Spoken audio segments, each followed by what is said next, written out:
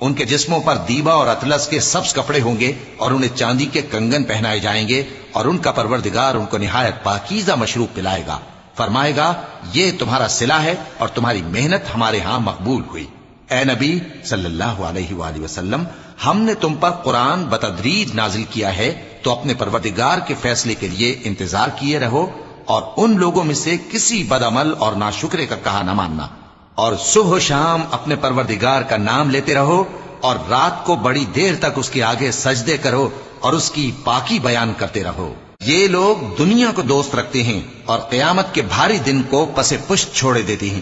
ہم نے ان کو پیدا کیا اور ان کے جوڑ جوڑ کو مضبوط بنایا، اور اگر ہم چاہیں تو ان کے بدلے انہی کی طرح اور لوگ لے آئیں۔ یہ قرآن تو نصیحت ہے، جو چاہے اپنے پروردگار کی طرف پہنچنے کا راستہ اختیار کر لے، اور تم کچھ بھی نہیں چاہ سکتے مگر جو اللہ کو منظور ہو۔ بے شک اللہ جاننے والا ہے